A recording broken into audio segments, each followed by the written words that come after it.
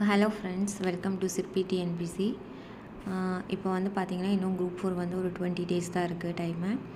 So இது வந்து லாஸ்ட்டில் வந்து நீங்கள் வந்து இந்த செக்லிஸ்ட்டை வந்து ஒன்ஸ் பார்த்துக்கோங்க. ஸோ இதெல்லாம் நீங்கள் ஒன்ஸ் வந்து ரிவிஷன் பண்ணிவிட்டு தான் கண்டிப்பாக எக்ஸாமுக்கு போகணும்.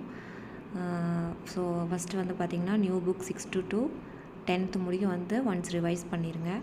அதுக்கப்புறம் வந்து பார்த்திங்கன்னா ஓல்டு புக் தமிழும் வந்து பார்த்திங்கன்னா 6th to 10th முடிக்கும். இலக்கண பகுதி மட்டும் பார்த்துக்கோங்க.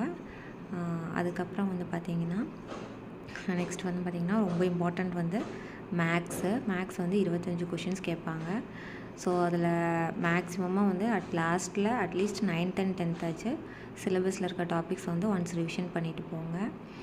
அண்டு அதுக்கப்புறம் வந்து பார்த்திங்கன்னா நெக்ஸ்ட்டு வந்து நம்ம ஜிஎஸ் டாபிக்ஸ் பார்த்தோம் அப்படின்னா கண்டிப்பாக வந்து 10th வந்து பார்த்திங்கன்னா ஒரு 30 to 40% கொஸ்டின்ஸ் வந்து மேக்ஸிமம் கேட்பாங்க.